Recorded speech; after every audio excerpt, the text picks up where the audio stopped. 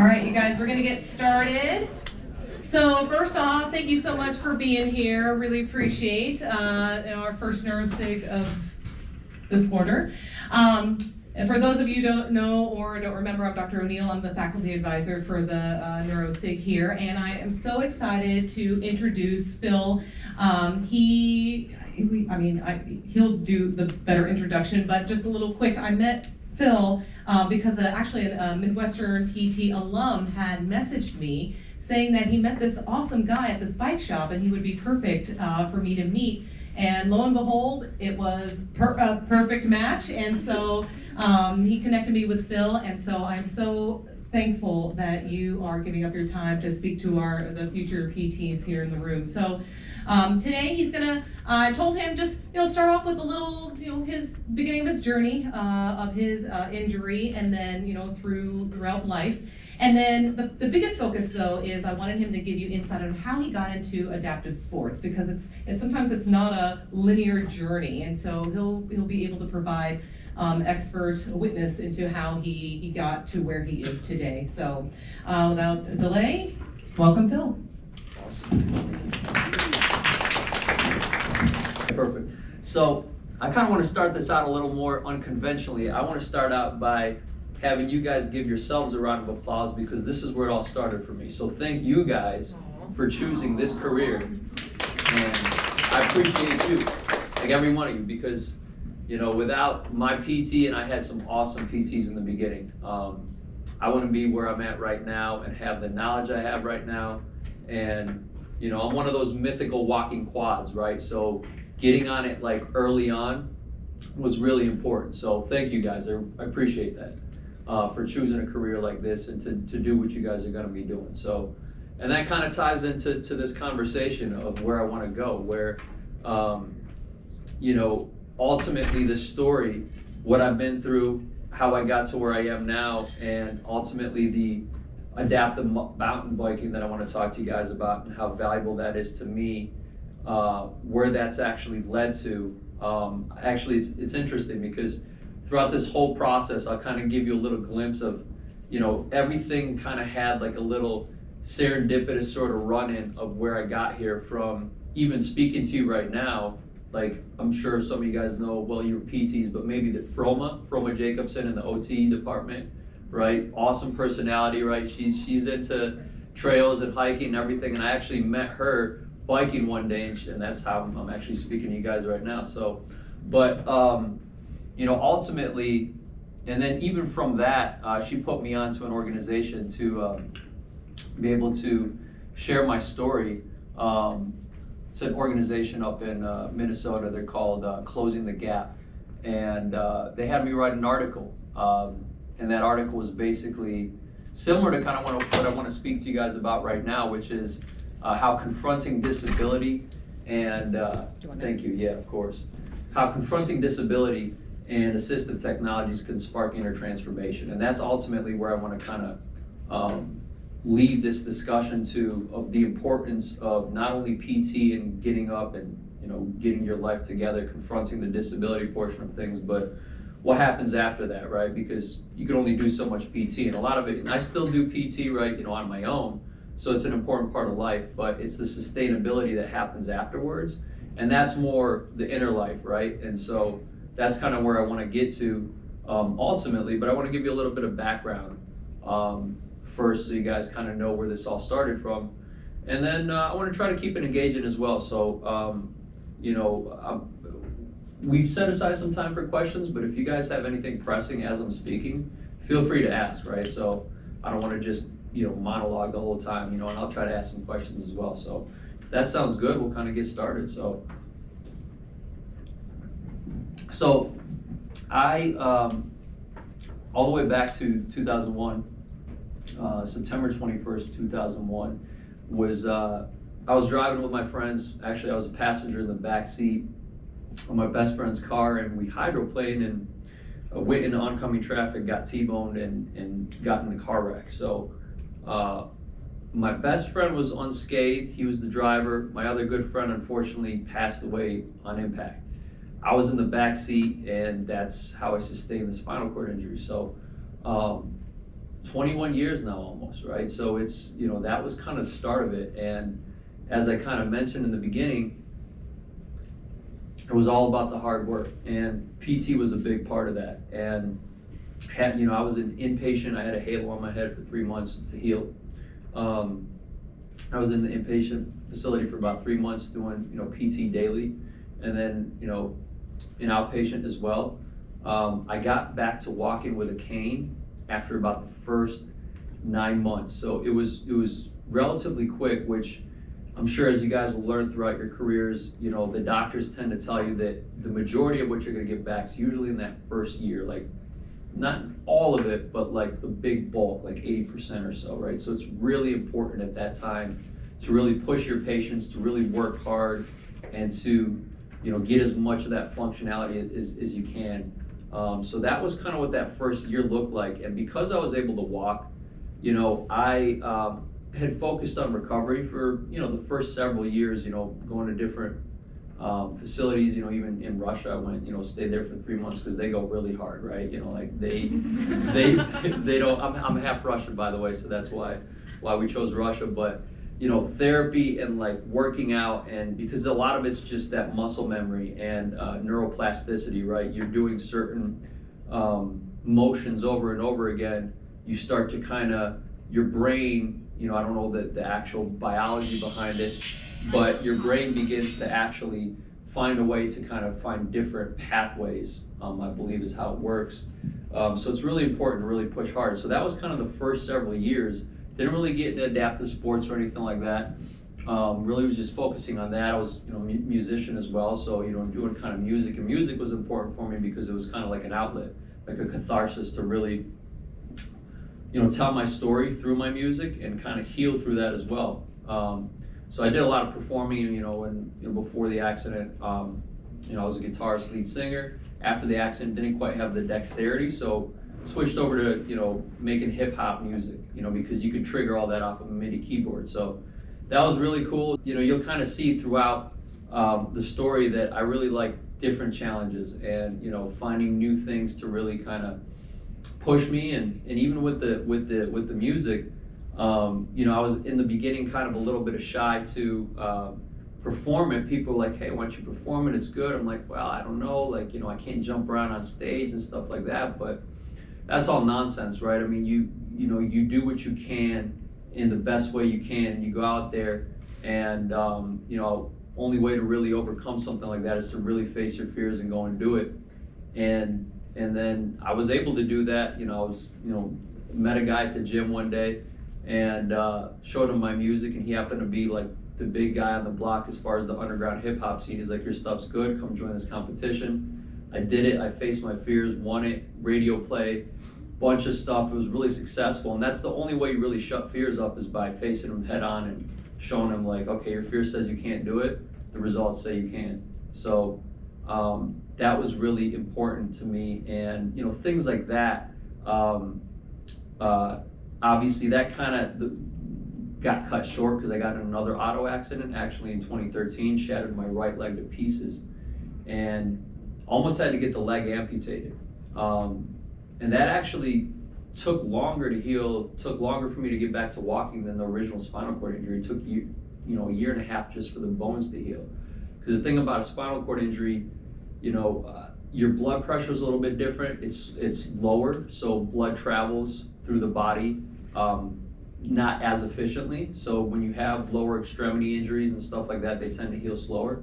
So that was crazy, but all these experiences, they teach you something, they push you, you acquire some new strengths, some new skill set, you learn something about yourself. I knew early on that in order to be able to do the things I want, because I'd have to do them in an adaptive way, my mind wasn't injured, right? So I knew that I needed to get a good career, make a good amount of money to be able to, because insurance is not always going to be able to pay for a lot of this, especially the recreational stuff, right? They'll give you wheelchairs and stuff like that. But, I knew that if I really wanted to get into some of the adaptive sports that were out there, having a good career to be able to provide would be important. So I got into sales, which ironically the injury taught me sales, because when you're confronting disability and you're dealing with something like this, you know, you need help with stuff, so you got to be able to communicate well with people, you got to be able to be more personable and things of that sort. So, you know, that experience didn't come from a sales book, it came from just living life and, you know, interacting with human beings. So, you know, that's another thing that came out of it. You know, I started learning stocks and investing, right, to be able to provide even more, right, to be able to get the things that I want, right? So a lot of these things wouldn't have even come to play if I didn't go through what I went through, right? So on the surface, it might seem like a negative event, but it's your choice what you do with it, right? And, you know, we all have our pity party in the beginning because it's life-changing, but, you know, ultimately, how you transition through that makes all the difference. So to kind of fast forward after that initial few years into basically 2020, when obviously Corona halted the world, I started really going out into the wilderness up in Payson. I don't know if you guys have visited beautiful Payson, but it's gorgeous, right? I mean, it's pine trees, mountains, the rim. I just fell in love and started going out there pretty much every weekend for like the last 6 months during that time, from like April to like October. And, you know, because I can't hike, I'd have to use my car, and it's a little Golf GTI, right? So it's a front wheel drive. It has no business being out there in the woods, right? So it's like, I got away with it for 6 months until one day I didn't, and I got stuck. And it was crazy because I was in the middle, I was probably a mile deep into the woods, because I'd like to go deep to the woods to, you know, find that peace, quiet, that beauty, and just get out and just sit, you know, and that was like life-changing for me. It was amazing. I love that peace and quiet, and you got to get away from like the beaten path, right, to do that. So, you know, that's good and not so good if you get stuck. So it's like 4 p.m. I'm stuck. There's no reception. I've got probably half a bottle of water and a pack of crackers. And it's starting to get dark, and I'm honking for like 4 hours until the horn dies. And at this point, I'm like, you're on a hunting path. So it's not like a main trail. People don't really come there. Someone might come today, someone might not come for a week. And so you got two choices at that point. You're like, well, do I use this food to kind of like hope someone finds me? But if I'm wrong, I'm out of food and I won't have energy to attempt an escape. Or do I try to rest my eyes and, you know, 'cause you're not gonna sleep, right? I mean, you're freaking out, right? It's like, you could literally die out there, like, because no one's gonna find you, got no reception, you're running low on food. So, and then try to find a way out, right? You know, whether you gotta crawl out, it takes you a week, whatever it is. And that's the decision I opted for. So I rested however I could. Morning came, I used my wheelchair as a walker to start to make my way out. And, you know, little step by step. And I mean, these are the woods, right? This isn't like a smooth path, right? So you got rocks and broken twigs and off camber and like hills and everything, right? So you might fall off the hill, you might break a leg, whatever, right? Twist an ankle. So, but as I started to make my way out slowly, like the first thing I had to get over was this huge hill, which was the biggest obstacle of the thing, right? Which actually was kind of cool, because once I did that, you start to get this confidence. And just like with the music thing, you face your fear, the fear starts to shrink because you're starting to overcome it. And then towards the middle of the journey, something interesting happened. I was like, I actually hope no one finds me. I need to make this route myself and get out to the main road to be able to call for help. First person I was gonna call my mom, because as you guys know, your moms, I mean, they'd be freaking out, right? She hasn't heard from me for like 24 hours, and like, so I'm thinking about her, and it took me 6 hours, but I did it. And at that point, kind of brings us to modern day. And you either get too freaked out to ever go out into the woods again, or you just get better tools. And I got better tools. So at that point, I started to research. And I came across a Jeep because I needed to upgrade from that little Golf GTI, right? That wasn't gonna cut it no more. So I got a Rubicon with a winch. So if I ever got stuck with that, hopefully there's a tree, right? You know, if I'm in the middle of the desert, hopefully I'm bringing other people with me. I got a sat phone just in case too, right? So switch from AT&T to Verizon too, that was huge. Right? So, and in my research, I came across something crazy. And this was game changing, and this is what I want to show you instead of just telling you about it. I came across what's called an adaptive mountain biking. And I'm sure you guys, have you guys seen like hand cycles before? Yeah? Like, do you guys know anybody that has like not only a hand cycle, but like an adaptive mountain bike?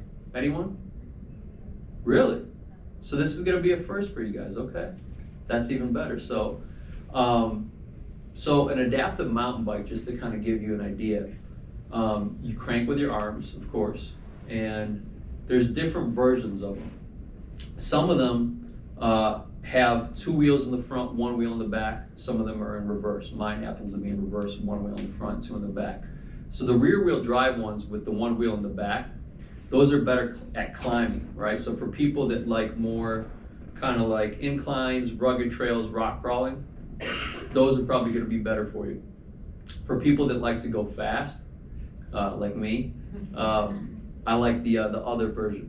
It's kind of like a motorcycle. You got to lean real hard. So I want to show you guys a little video just so you guys can get an idea of what it looks like. So this is actually at a race that I was at about a month ago here in Prescott. It's the biggest mountain biking race in Arizona. It's held once a year. It's about 10,000 people. And I was the first adaptive rider, me and a couple of my friends, to do this race. And kind of my vision after this would be to kind of add more adaptive chapters to these races, and next year have a whole, you know, team of us on this, right? But this is what it looks like, so check it out.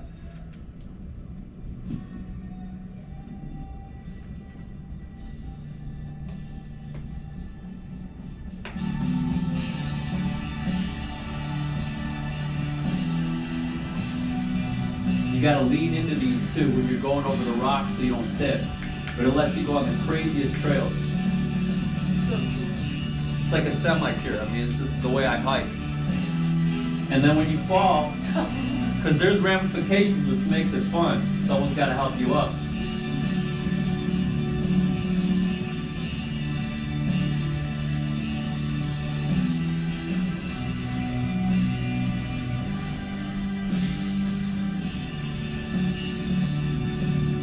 But I mean, these trails, I mean, you can see, these aren't like your preschool trails, right? This is some serious stuff, so. And this was the race up here, so. That was it. It's game changing. So when I found something like that, as you could see, I mean, it blew my mind, right? Because I knew about regular hand cycles before, but you know, rolling through neighborhoods isn't as fun as going on crazy rugged trails like that, right? And it's you know, all the stuff that I love doing in the woods, like I could do it in an even more intimate way now, right? So between the Jeep, between that, it just is sparked like a whole revolution inside, right? I mean, because the excitement you feel to be able to do stuff that, you know, was taken away from you that you could now do, share with your friends, be able to go to all kinds of new places, travel, meet new people, it was game changing. And, you know, that bike gets more heads turning than a Ferrari, right? So when I'm on the trails, you know, that's how I met Froma, right? You know, people are just like, hey, cool mountain bike. And I'm like, you know, I'm just a QuadOnAbike trying to live life to the fullest, you know, and that's, you know, and then she's like, I'm an OT. And I'm like, well, it's a match made in heaven, right? I mean, she's like, come speak to my students. And from that, like, exact phrasing, like, I made this Instagram account, YouTube account called QuadOnAbike, right? Because that's just what I do, right? I'm a quadriplegic and I ride a bike, right? So that's, like, these little things just started building off of one another. And, you know, at first, I wanted to start out by cataloging trails that would be suitable for adaptive riders. Because when you get one of these things, it's like, where do you ride it, right? I mean, are you going to be able to fit on this trail? Is it too wide? Like, are you going to tip over? Do you need a support rider? Stuff like that. So I started to catalog the trails, right? That was kind of my whole thing. And for those of you that, you know, mountain bike or hike, you know, there's a great app called Trail Forks. And, you know, there's an adaptive section in there. And I wanted to start to kind of expand upon that and build out, you know, have videos in there so people could see from the perspective of a hand cyclist, because I'd have to go out and kind of hunt down the videos myself. You could still do that on YouTube and see the trails, but it's on a regular mountain bike. So, seeing it from the perspective of a hand cycle and seeing that you could fit through all these areas is going to be a lot more invaluable to people, because that's what we ride.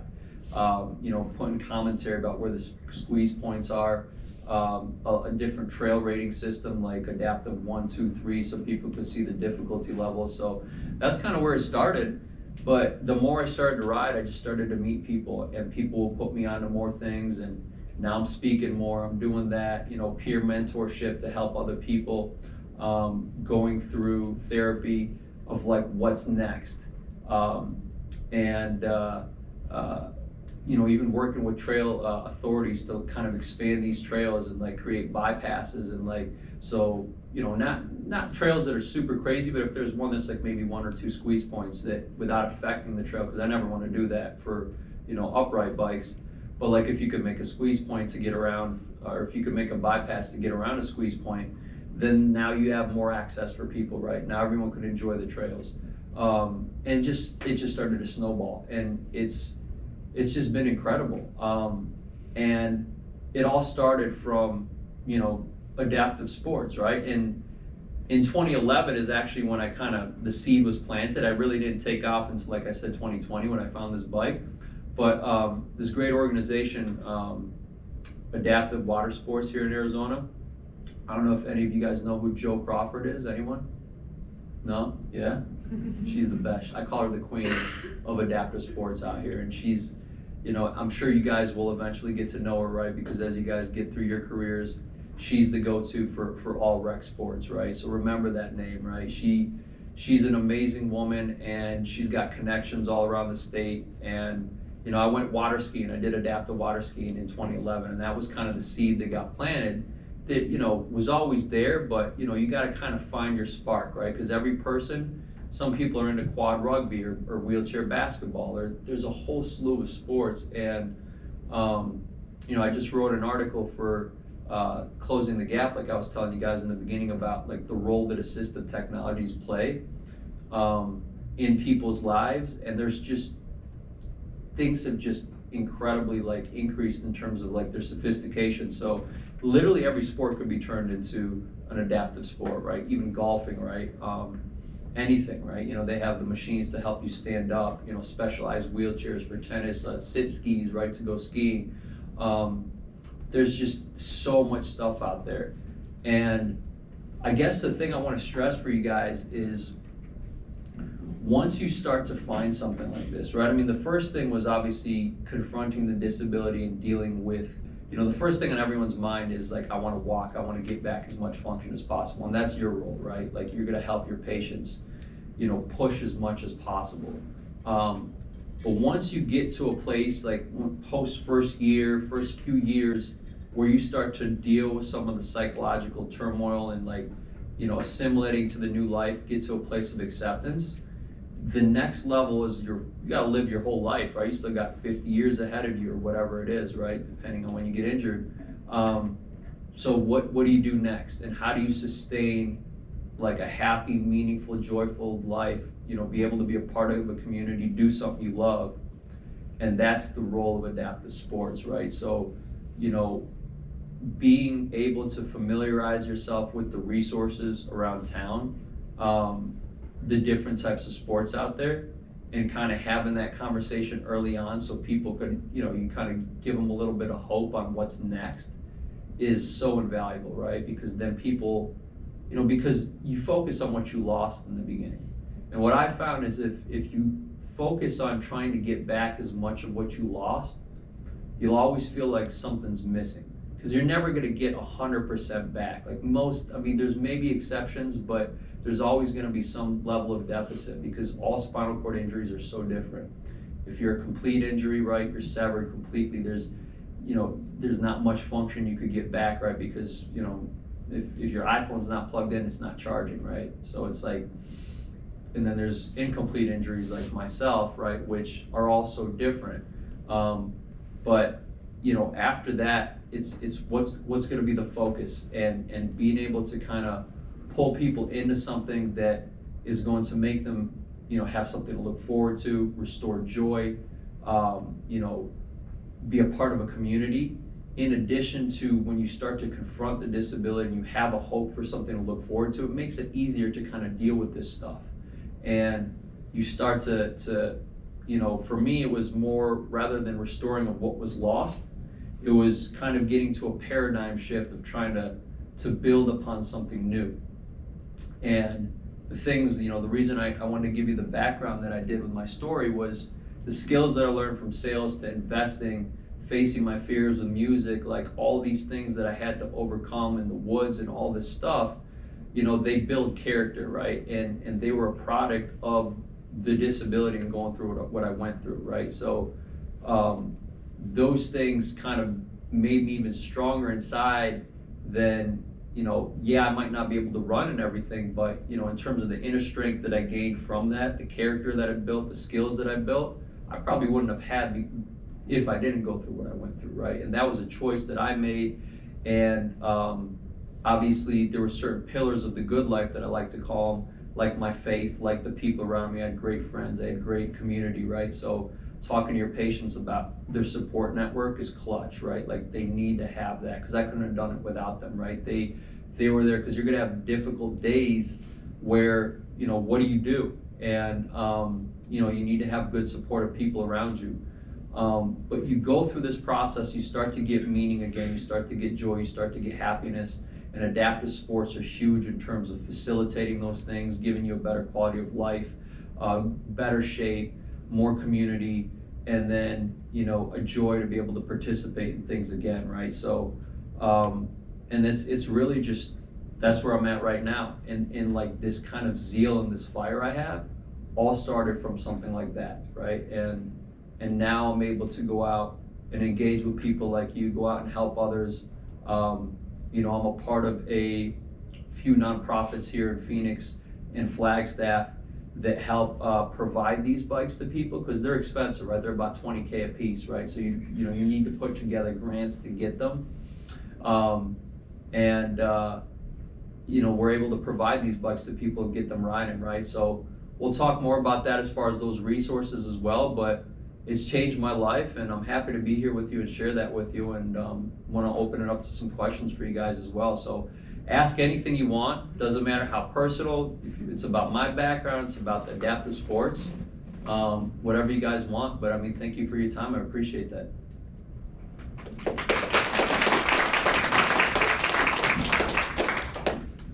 All right, who has questions? And by the way, if we want to maybe spark some conversation, we could play that lift video, because the one thing that I haven't caught, that I didn't mention was this bike's big and heavy, right? So just to transport it and get it around places, you know, I had to come up with a solution for that. So in terms of the assistive technologies and everything, like I met a guy, we had to come up with a lift that not only would be able to pick up the bike by itself, so it had to be automatic, but be able to swing away so I could get my wheelchair out the back and, you know, fit in my garage, you know, at the end of a long day, because who wants to get, you know, 2 heavy bikes out after you've been riding for like 5 hours? So we had to come up with this idea, right? So in terms of technologies, this is what we came up with, and I'm able to put this on the Jeep, on and off myself completely. So I wanted to show this to you guys as well. We also made a little robot right here to be able to pick the lift up and on by myself. So that's the lift in the background right there. It's got a little joystick. We put a little scooter base on there on a jack, so I can move it by myself, roll it up to the hitch of the Jeep, and then with the jack, lower it so it's at the right level to be able to fit into the hitch, and to be able to maneuver it in there. You just put the pin on to lock in the hitch, screw it in, and then it's on there. So I mean, this was just huge in terms of being able to go to these trails and travel by myself without having to get people to always have to help me with stuff. And this thing's like 200 pounds by itself. And it swings away so you can still access the wheelchair in the back. So when the bikes are on there, you can still get the chair out and ride when you need to. And everything, every little detail, like how all these come off, they're like on like pull pins, so you could easily put everything on and be able to hold the bikes. And it's automatic, comes down like that. I just grab the bike, and then it just rolls on there.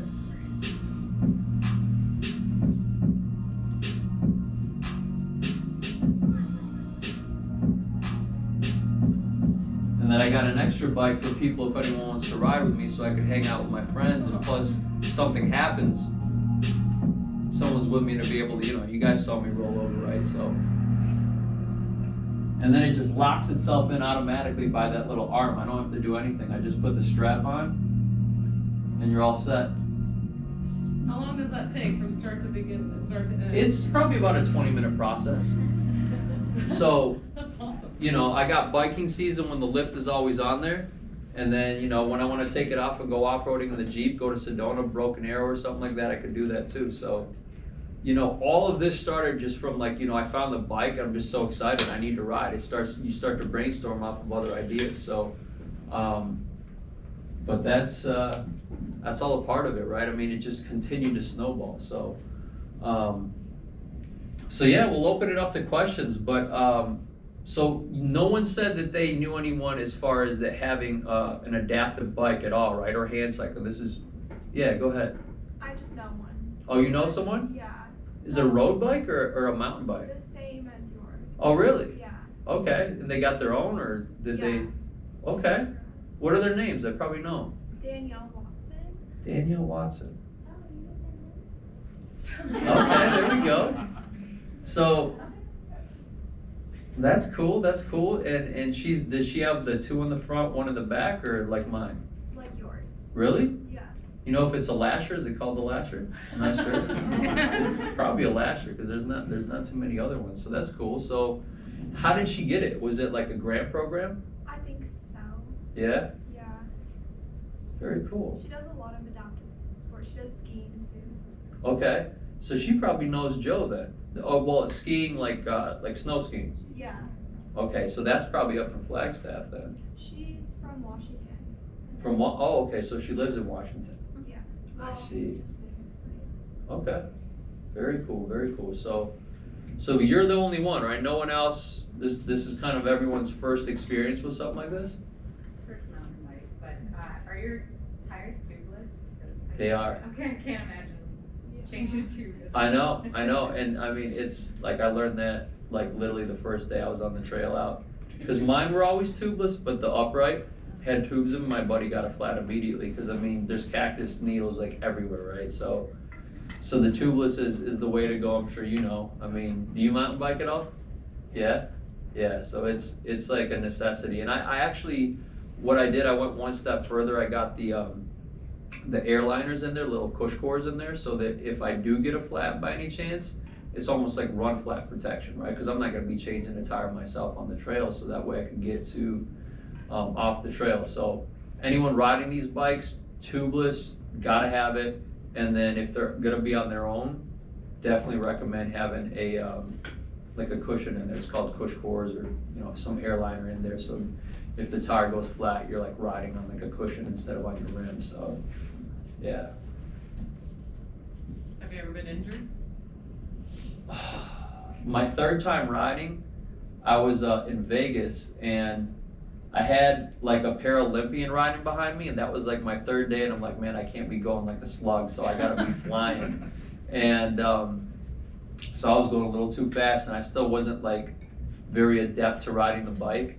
And if you saw in that video, you gotta do a lot of these crazy leans, right? Because when you have a trike like that, the balancing is really important, because if you're turning one way but your weight is on the other side, it's going to start to want to tip it. It's kind of like a motorcycle, right? When you see people riding a motorcycle, they're leaning into the turns and stuff like that. So I wasn't like adept to doing that quite yet, and if you're going too fast, you're coming around a turn, I completely flipped the bike upside down. I was going pretty fast, and like I didn't have a full face helmet on or anything like that, and I slammed in my like cheek into the ground. If there's any rocks or anything, I mean, this is an extreme sport, right? I mean, there's definitely repercussions to it. But that was the closest I got to getting hurt. Other than that, I mean, you always get bruises. I mean, you tip over, you fall over. I mean, that's a part of the game. You know, the crazier trails you go on, the more you're going to be flipping. I mean, I like to push it, right? I mean, that's just my personality. So, but yeah, nothing too serious. Knock on some sort of wood for me. There you go. Yeah. So, yeah, right there. 2 questions. First, is that your music playing in the videos? Yeah. Okay. Actually, yeah. I try to incorporate certain beats that I have. Not all the time, but certain like instrumentals. So yeah. And what level is your SCI? The spinal cord? Yeah. C5 through C7. So C5 through C7 incomplete. So what I'll do, like usually I'll walk with a cane when I'm going around like, you know, smaller distances, church, restaurants, little stuff like that. If I'm doing something a little further like this, I'll take the chair out just for save time and energy. But yeah, C5 through 7, so yeah. So you said you were got in a second car accident? Yeah. Like 13. Did that have, and you said that was when you like shattered everything in your leg? Yes. Right? Yes. Did it have any effect on your spinal cord injury or anything like that, or?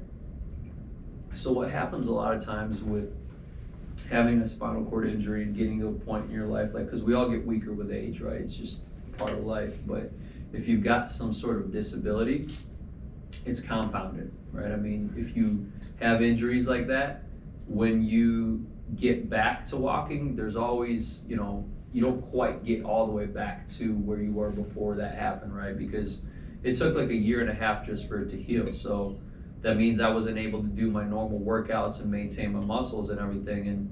And the whole key with after a spinal cord injury is, you know, working out to sustain the muscles that are still being innervated from the ones that are lost, right? So if you had like 10 nerves going to your thigh, now you only have like 5, right? So it's really paramount to like keep on pushing and working. So it wasn't that it affected the spinal cord injury in the same way, but that, you know, having a spinal cord injury and getting some other injury, you know, creates other complications. So because it took so long to heal and because I couldn't work out during that time, you know, there's certain muscles that I couldn't get quite back to where it was before that. Yeah. What does your like other conditioning exercises look like for doing these kinds? Yeah, so I used to go to the gym all the time, and then when Corona happened, I actually built a home gym at the house. So I still do that like most of the time. You know, I'll go to like LA Fitness for the pool. Like aqua therapy is actually big, and actually when I did break my leg, that's kind of what I was doing is more aqua therapy, right? Because it lets you not bear as much weight, but still be able to move your legs and arms and everything, and still get a workout underwater. So that's a huge thing, right, for patients. Like when you guys are working with people, like aqua therapy is just awesome, right? Because your muscles are weak, so getting into like a lower gravity environment is going to be easier to move something that you might not be able to move as effectively on land because you're fighting gravity. So, but yeah, it's a lot of workout. It's you know, I find myself like even if I miss, you know, like I've been doing a lot of traveling lately, right? And I'm not able to work out in the same way. Try to stay active, right? Still try to walk around and stuff like that, but it's not quite the same as like when you're like lifting weights and pushing your muscle fibers, because you engage them in a different way than just walking around, right? When you're doing squats, for example. So that's basically what I do, right? To stay walking, to stay riding and doing everything, elliptical for my actual conditioning and treadmill, and then like a lot of weightlifting and stuff like that, and stretching to keep the muscles nimble and then to get the strength up. Yeah.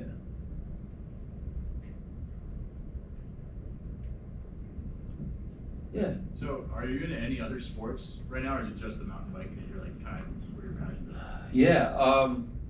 You know, because I've been meeting so many people, I mean, the short of it is the biking is the focus. Because I'm just doing so much, right? And it's blown up into such a huge thing, right? There's just so many events I'm traveling to and things of that sort. So that's definitely been the focus.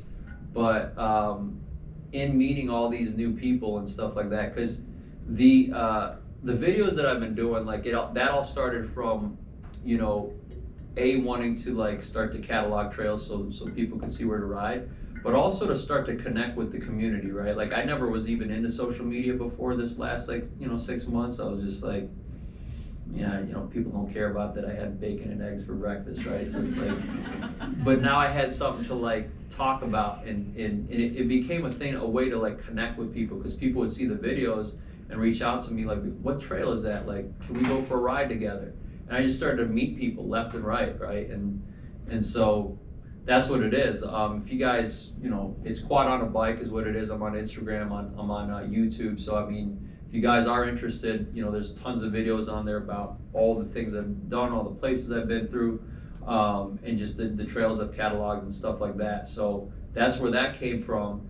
And in doing that, I started to meet all these people that would reach out, and these people started to show me different things, right? Like, I'm actually gonna go play tennis and start, like, for the first time, from some of the people that I've been meeting that reached out to me about the biking, but that's their sport.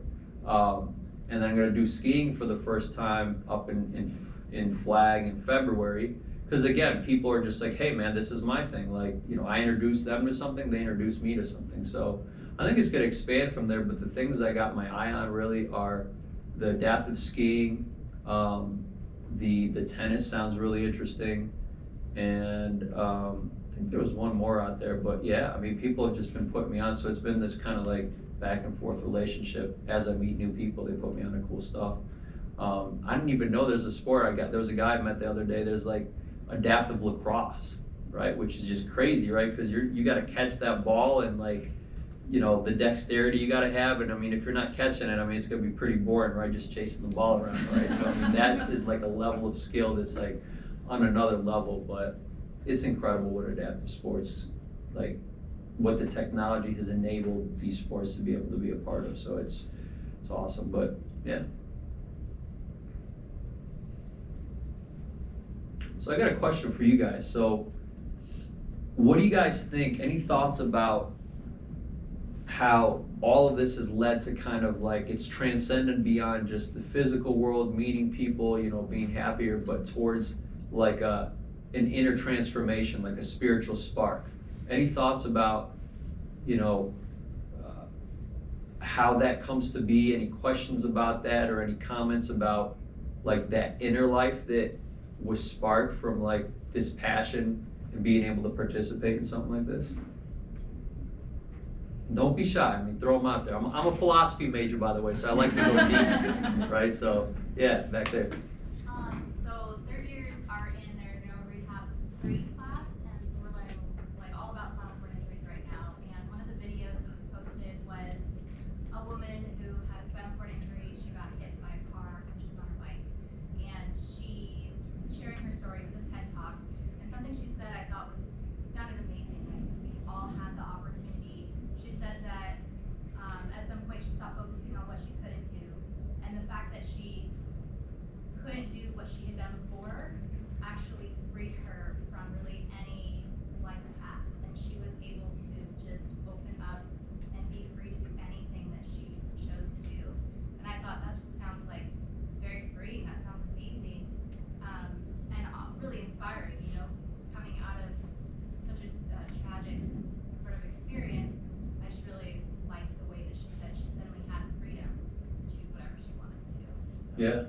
Yeah. No, I mean, it's really incredible to kind of look within yourself to see that change, because I mean, I'm sure, it even affects the chemicals in your brain, like the way you start to think, like dopamine release, or endorphins and things of that sort. But it's incredible to see that change, and then the impact that it makes on other people's lives around you when you go through that, like what you're talking about, seeing this and like being inspired by something like this. And so absolutely, I mean, that was kind of my experience about what that looked like. And in terms of like when you start to open your mind to the possibilities, you start to kind of think a little bit differently, like what you were saying. She said, instead of focusing on what she couldn't do, you shift that focus, and it unlocks a whole nother world, and it's incredible what that's done. So and I think that works. I mean, obviously, spinal cord injury or disability we're talking about specifically now because that's the context, but I mean, this could work across multiple domains. It really just comes down to adversity, I think, right? And what we do with that adversity. So I'm sure, you know, everyone in here has faced some sort of adversity, right? And what that's done for them. So that would be kind of like, to kind of add to that question, you know, within yourselves, kind of looking back at your own lives, you know, what that's done for you, and, you know, how that's shifted your focus to other things and maybe made you better in a way that you wouldn't have gone in that direction, you know, if it hadn't been for that adversity that you faced. So, yeah. Any other thoughts? Yeah. I had a question about like your mental and like personal recovery. Yeah. I don't know if you talked to other quadriplegics, but about like people who are born with a disability versus you gain your disability from a person, like having anger towards them, or how like you healed from that. What was that last part? How what? How you healed from that, like not being angry at the person that was responsible for the accident. Ah, yeah. You know, we tried, because that was my best friend, right? So we tried to be friends. You know, the thing that kind of complicated it too was 3 months after that happened, he actually was a little reckless guy, right? I mean, we were 16 at the time, so like we're 16, you know, by the time the other one happened, like 17, so like juniors in high school. So, you know, kind of a little reckless. So he got actually in another accident, and there was a girl in the car that broke her back. Now, she didn't get paralyzed, thankfully, but you know, that kind of like, when you kind of see that, you're like, ah, man, I wish, you know, slow down. And we just couldn't really reconnect. But, you know, so I haven't talked to him, but there's no hard feelings. I think as far as the hard feelings in the end, that's more about like, it's kind of like when people talk about forgiveness. Like, forgiveness is kind of more for yourself than it is anything else, right? To kind of release that like heavy load that you're carrying on your back. So it was only to my benefit to try to not have any hard feelings, because, you know, there's no worse way to live than live with like resentments or stuff like that. Because life's hard enough, right, to have like extra weight on your back.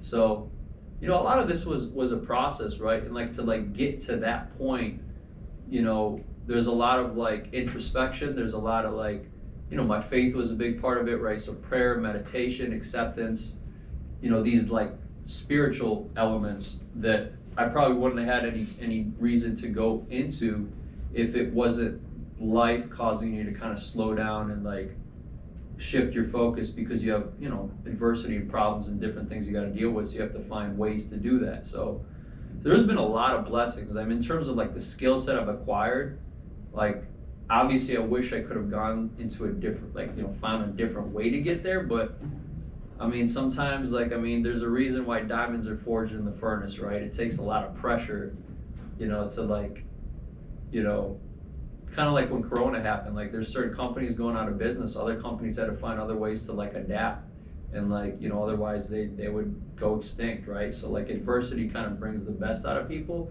or crushes them, right? Depends on your approach. So in that sense, there's a lot of blessings that came out of it, but that's how I dealt with that. And so at this point, no, there's no hard feelings. Yeah. Unfortunately, as much as we would love to chat more, we are out of time. You guys, thank you so much for being here. Let's give Phil here a wonderful.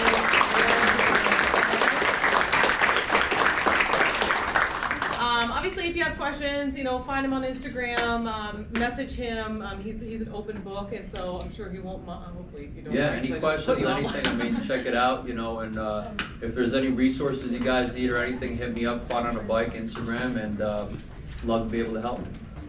Thank you guys. Have a good Awesome, one. guys, thank you.